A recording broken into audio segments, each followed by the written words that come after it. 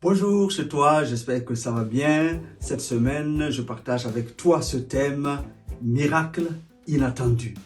Miracle inattendu. C'est vrai que les miracles ne courent pas toujours dans les rues, à peine y croit-on, mais quand on regarde dans la parole de Dieu, il y a eu plusieurs fois des miracles.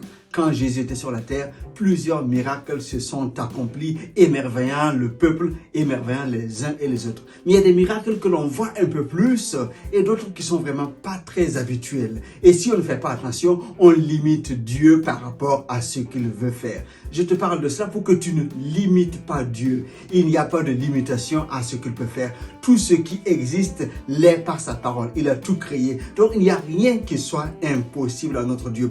Luc 9 nous montre un exemple où Jésus a envoyé ses disciples, les 12, en leur disant « Allez dans les villages, dans les coins. » Et il leur a donné l'autorité pour guérir les malades, pour apporter la bonne nouvelle et pour délivrer ceux qui étaient possédés. Ils sont revenus tout heureux parce qu'il y a eu beaucoup de miracles. Et même dans la région, on parlait de ce qui se passait. Et Hérode, qui était un chef politique en ce temps, se demandait « Mais qu'est-ce qui se passe ?» Tellement il y avait de miracles, de guérisons et de prodiges qui n'étaient pas très courants.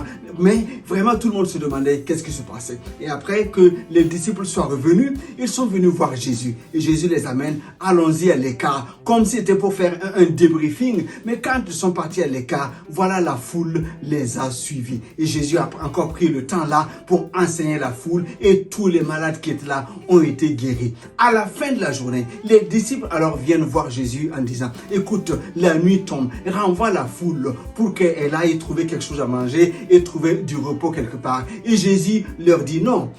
Trouvez-leur vous-même à manger. Donnez-leur vous-même à manger. Les disciples n'ont pas compris que Jésus voulait parler d'une action encore miraculeuse. C'est le même Jésus qui a donné l'autorité pour aller guérir les malades. C'est le même qui leur dit donnez-leur vous-même à manger. Les disciples sont dans un raisonnement tout humain. Mais comment nous allons faire? Nous n'avons que 5 pains et 2 poissons. Et ils ont encore fait des calculs en disant voilà, nous allons aller dans les environs et peut-être acheter. Mais il y a 5000 personnes. Comment allons-nous pouvoir nourrir ces 5000 personnes? Mais Jésus voulait leur faire remarquer que non. En fait, je ne vous parle pas de fabriquer du pain. Je ne vous parle pas d'aller acheter du pain. Je vous parle d'un miracle encore que Dieu veut accomplir. Mais les disciples n'arrivaient pas à comprendre que dans le pain aussi, Dieu pouvait faire le miracle. Dans le miracle de la guérison, oui, pourquoi pas. Mais pour voir au pain, c'est pas très habituel. Mais Jésus a pris le pain. Il a béni. Ils ont distribué. Les 5000 personnes ont eu à manger. Et il y a eu 12 paniers de reste. Il y avait de l'abondance. Je viens te dire, ne limite pas Dieu. Il agit dans ton corps, dans ton âme, dans ton esprit. Mais tout ce qui concerne ton matériel, il est Dieu aussi qui peut agir en ta faveur. Ne limite pas Dieu. Un miracle inhabituel, un miracle pas très courant peut intervenir dans ta vie si tu ne limites pas Dieu. Toi seul peux limiter Dieu par ta foi. Alors je t'encourage aujourd'hui afin que tu t'attendes à lui. Il n'y a pas de limite dans son action. Sois béni et encouragé. À la semaine prochaine. Bye bye.